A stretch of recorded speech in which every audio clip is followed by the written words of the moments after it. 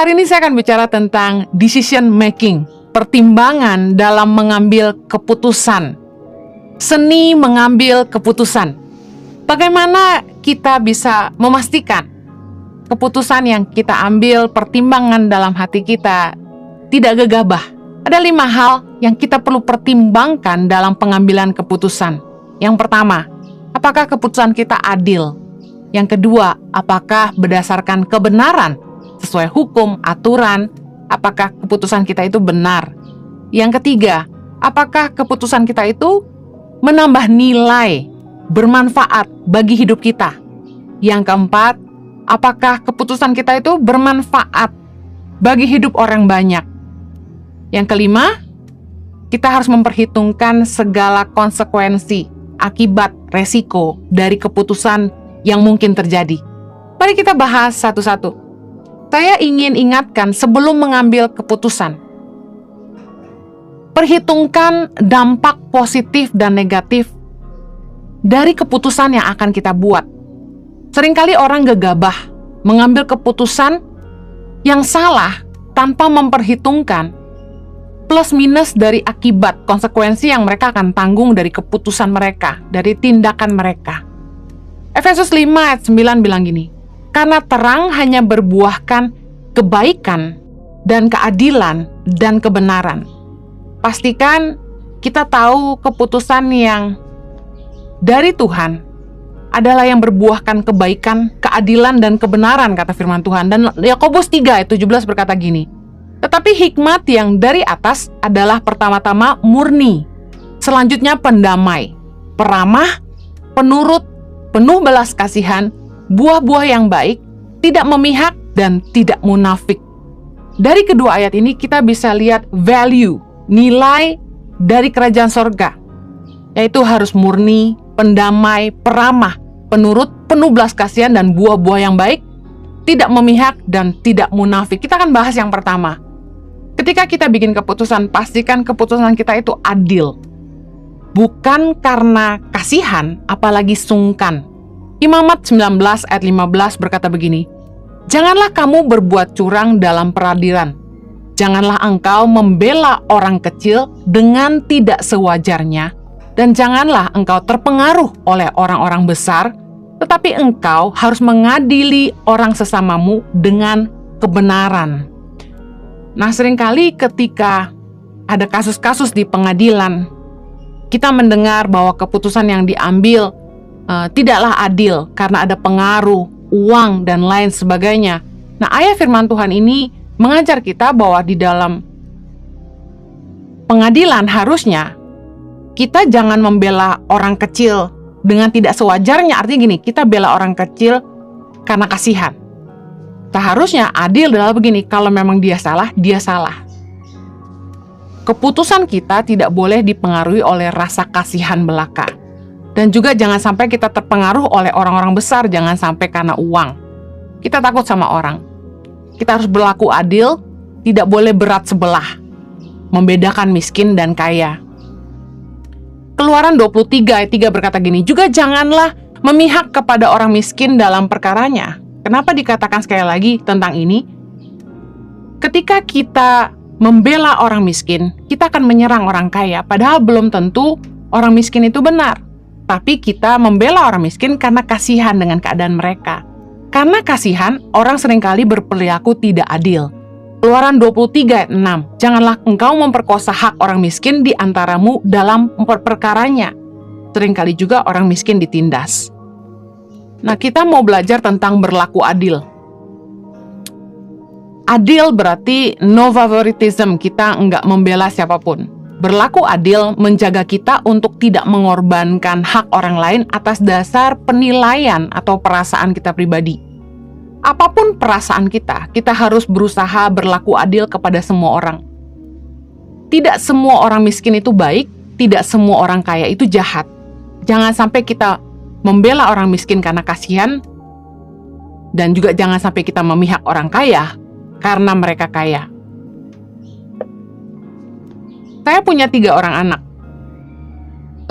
Anak-anak seringkali bertanya gini, Mama paling sayang sama siapa? Nah, sebagai orang tua, Meskipun kita mungkin merasa lebih sayang ke salah satu anak yang lebih penurut, lebih bisa menyenangkan hati kita harus belajar berlaku adil kepada anak-anak kita. Memperlakukan semua anak maupun bawahan di kantor kita dengan standar yang sama. Berlaku adil tuh begini, menegur ketika ada yang salah, ketika mereka malas, memuji ketika mereka berprestasi. Nggak ada yang favoritism. Ketika yang kita sukai berbuat salah, kita tidak tegur. Kalau yang kita sebel, mereka salah, kita tegur. Harusnya berlaku adil itu memperlakukan semua orang sama. Kita harus belajar nggak pilih kasih. Jangan sampai kita lebih sayang karena perawakannya yang lebih baik. Jangan sampai kita lebih membela karena anak kita yang paling kaya. Saya perhatikan banyak keluarga yang orang tua cenderung lebih memihak kepada anak yang lebih mampu. Mungkin karena berharap anak yang paling mampu yang bisa menghidupi mereka. Pasti ada anak-anak yang merasa bahwa orang tuanya tidak memperlakukan mereka dengan adil. Orang mama lebih sayang kepada yang paling kaya. Mari belajar untuk berlaku adil kepada siapapun, kepada anak-anak kita dan juga kepada bawahan kita. Hindari favoritism. Yang kedua, waktu kita bikin keputusan, pastikan kita bertanya apakah keputusan kita benar. Keluaran 23 ayat 1 bilang gini, janganlah engkau menyebarkan kabar bohong. Janganlah engkau membantu orang yang bersalah dengan menjadi saksi yang tidak benar. Ayat kedua, janganlah engkau turut-turut kebanyakan orang melakukan kejahatan. Dan dalam memberikan kesaksian mengenai suatu perkara, janganlah engkau turut-turut kebanyakan orang membelokkan hukum. Jangan ikut-ikutan menyebarkan berita hoax.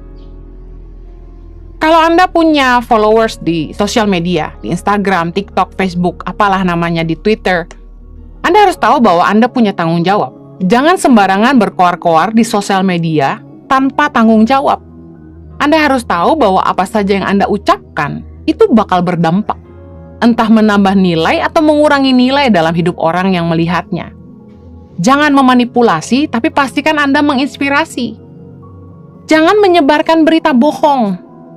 Firman Tuhan katakan, janganlah engkau menyebarkan kabar bohong. Nah, herannya, di Indonesia, berita hoax itu cepat sekali menyebar.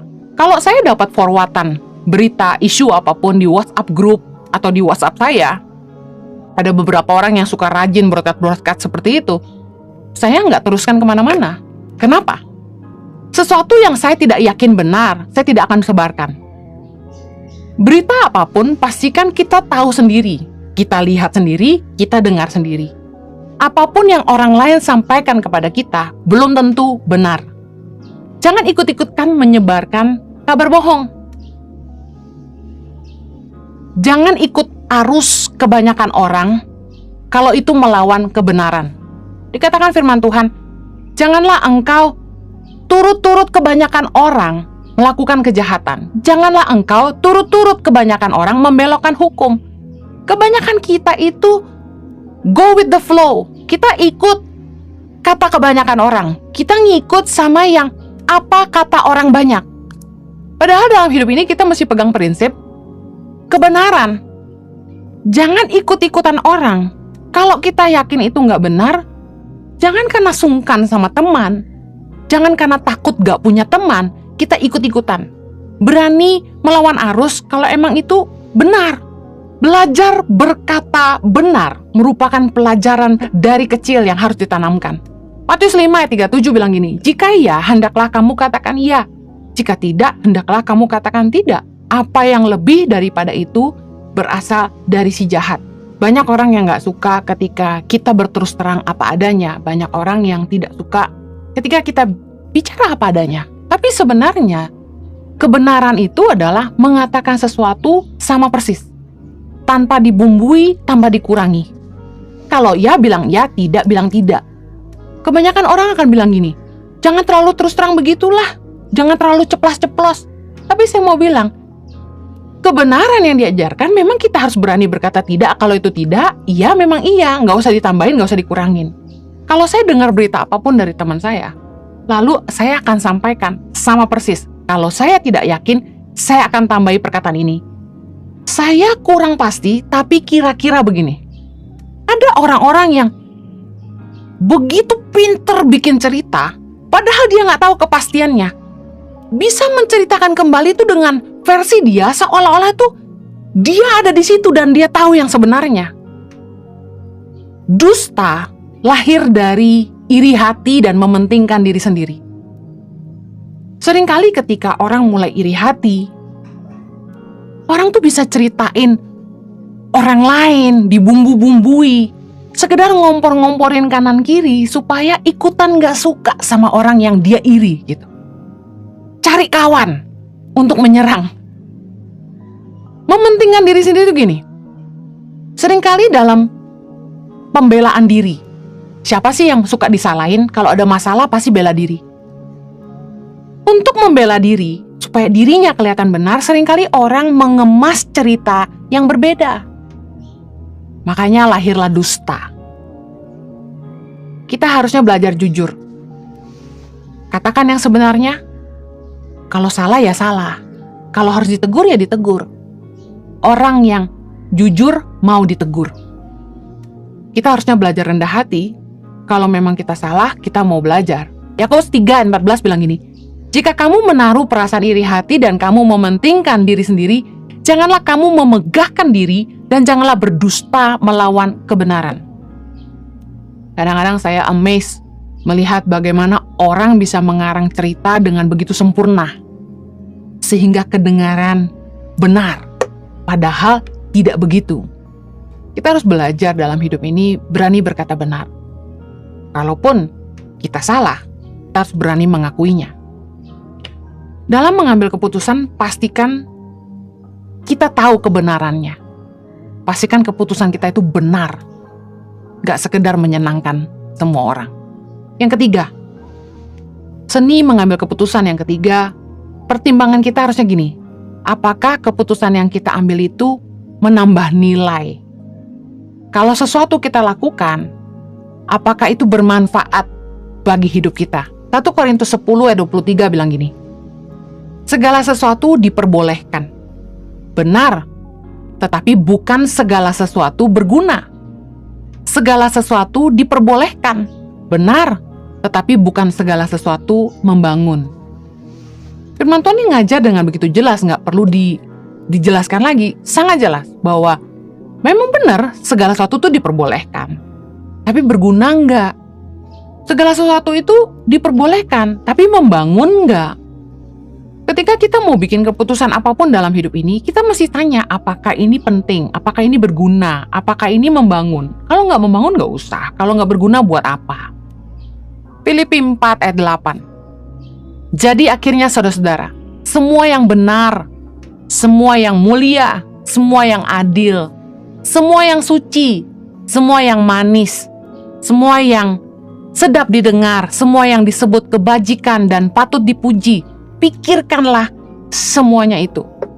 Nah, waktu kita mau ngambil keputusan, kita harus uji apakah yang kita buat ini benar, mulia, adil, suci, kebajikan, patut dipuji. Kalau enggak, jangan. Kalau enggak nama nilai buat apa? Tidak semua ikan harus dimakan. Kita harus belajar tidak serakah. Tidak semua berkat itu untuk kita. Saya mau kasih contoh apa yang saya alami. Ada orang yang menawarkan tanah kepada kami. Kebetulan tanah ini letaknya di salah satu kota. Di salah satu kota yang saya tidak sebutkan ya, supaya tidak menyinggung siapapun. Nah, ketika diberitahukan kepada kami ingin menyumbangkan tanah ini buat Tangan Pengharapan. Saya bilang begini, kita tidak ada rencana untuk bangun sekolah di situ, kita tidak ada rencana untuk bangun sekolah berasrama di situ. Kalau harapan dari orang yang menghibahkan tanah ini adalah supaya kita bangun sesuatu di situ, maaf, kita tidak bisa. Nah, seringkali orang serakah. Wah, ini berkat buat saya. Saya mau bilang gini, tidak semua ikan harus dimakan. Belum tentu semua berkat itu untuk kita. Orang bisa saja salah. Lain cerita kalau misalnya tanah itu diberikan lalu terserah kita kalau mau dijual. Masalahnya orang itu berharap kita bangun di situ. Dan saya katakan, sorry, kita nggak ada rencana untuk bangun sekolah berasrama di situ. Banyak aset berarti banyak pengeluaran. Kita nggak boleh serakah. Untuk apa kita terima, lalu kita nggak pakai juga? Kalau ada orang yang mau kasih kita sesuatu, kita juga harus berpikir apakah kita butuh. Karena ketika orang kasih kita sesuatu, itu akan ada pertimbangan lain, ada beban baru. Jangan sembarang terima kebaikan orang. Doa sungguh-sungguh apakah memang ini untuk saya. Waktu kita diberkati, kalau memang itu untuk kita, itu akan mendatangkan kebaikan buat kita. Tapi kalau kita diberikan sesuatu lalu itu jadi beban, itu ke depan bisa jadi masalah. Ketika kita mau ngambil keputusan apapun, pastikan kita pertimbangan baik-baik apakah nambah nilai buat hidup kita. Diajak teman melakukan sesuatu, nambah nilai nggak? Berguna nggak sih? Membangun nggak buat hidup kita? Kalau nggak nambah nilai buat hidup kita, jangan dilakukan. Yang keempat, waktu kita mau ngambil keputusan, pikirin apakah itu bermanfaat buat orang banyak. Kita harus mengutamakan nggak cuma kepentingan diri kita sendiri, kita juga harus mikir dampaknya buat orang lain di sekitar kita. Apa dampaknya buat keluarga kita? Filipi 2:4 bilang ini, dan janganlah tiap-tiap orang hanya memperhatikan kepentingannya sendiri, tetapi kepentingan orang lain juga. Waktu kita mau bikin keputusan apapun, pasti kan kita mikir manfaatnya untuk kita dan untuk orang-orang di sekitar kita, terutama keluarga kita. Kita harus mikir dampaknya. Seringkali orang begitu egois ngambil keputusan, ya terserah saya yang akan ngadepin. No, kalau kita bikin keputusan, yang ngadepin bukan cuma kita. Contoh, kita nggak mau jaga kesehatan, kita nggak mau jaga makan. Jangan terlalu egois, karena dampaknya itu bukan cuma kita sendiri yang ngerasain, tapi keluarga kita, pasangan kita yang harus merawat kita waktu sakit, mereka juga harus dipikirin. Kurang lebih seperti itu. 1 Korintus 10:24 bilang gini, jangan seorang pun yang mencari keuntungannya sendiri, tetapi hendaklah tiap-tiap orang mencari keuntungan orang lain juga. Keputusan apapun yang kita buat dalam hidup kita nggak boleh selfish, karena tindakan kita, keputusan kita akan berdampak buat orang-orang di sekitar kita. Banyak orang yang cerdas, tapi mereka nggak mikir apakah karya mereka itu menguntungkan orang banyak, menguntungkan bangsa. Seringkali orang cuma cari untung buat diri sendiri, yang penting dia kaya. Tapi dia nggak peduli apakah produk yang dia jual meracuni masyarakat. Harusnya kita mikir, apapun yang kita buat dalam hidup ini, buahnya harus baik, bukan cuma untuk kita, tapi juga untuk orang-orang di sekitar kita, untuk masyarakat luas tentunya. Terlalu egois kalau kita hanya mikir kepentingan diri kita sendiri, keuntungan diri kita sendiri. Ada orang yang pakai uang sembarangan, lalu ketika ditegur sama orang tuanya, dengan sombong berkata, terserah saya, uang saya, hasil kerja saya. Tapi ketika dia susah, saya mau tanya, larinya kemana? Jangan lagi susah nyusahin keluarga, lagi senang lupa. Besar kecilnya hidup kita tidak diukur dari nilai kekayaan, tapi dari seberapa besar manfaat hidup kita bagi hidup orang banyak. Percuma kalau kita kaya tapi kita nggak guna. Markus 4 ayat 31 bicara soal hal kerajaan sorga itu seumpama biji sesawi yang ditaburkan di tanah. Memang biji itu paling kecil dari segala jenis benih yang ada di bumi.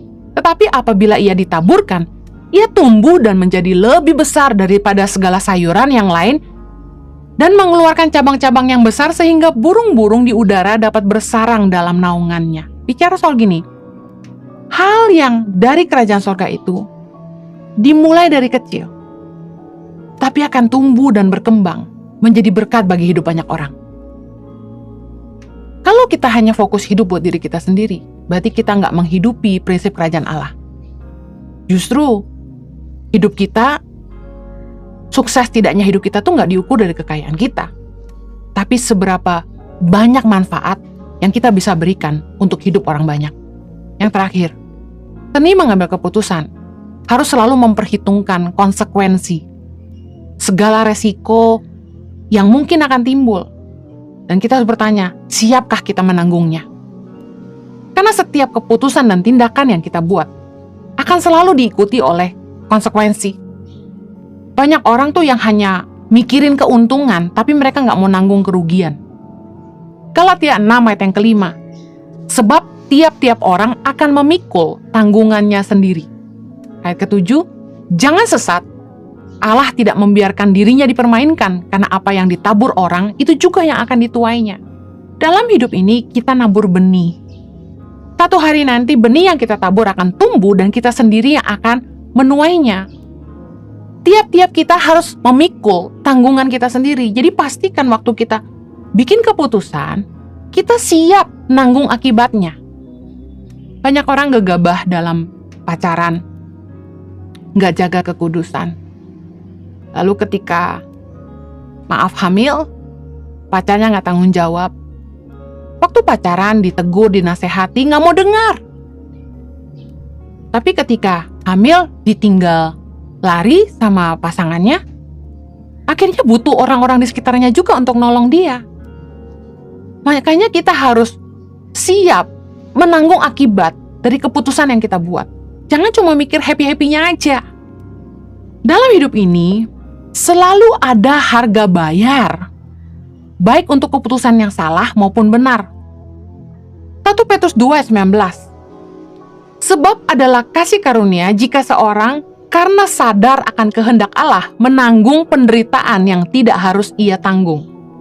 Untuk keputusan yang benar sekalipun tetap ada harga bayarnya. Contoh, waktu saya terpanggil untuk menolong anak-anak di Indonesia, saya dan suami memutuskan untuk meninggalkan Australia dan kembali ke Indonesia. Itu keputusan yang benar, karena sesuai dengan kehendak Tuhan.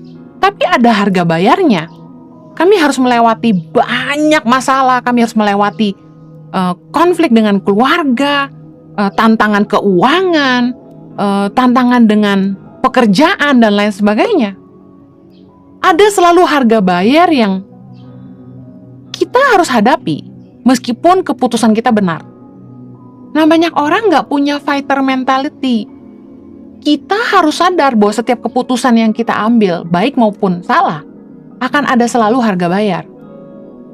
Tapi yang saya pastikan begini, kalau kita melakukan segala sesuatu dalam kebenaran, akan datang pembelaan Tuhan.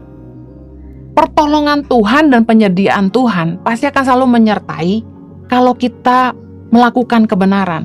Roma 8 ayat 28 berkata gini, di dalam segala sesuatu Allah turut bekerja untuk mendatangkan kebaikan bagi mereka yang mengasihi Dia dan terpanggil sesuai dengan rencananya. Tuhan akan ikut terlibat di dalam hidup kita kalau yang pertama, kita mengasihi Tuhan.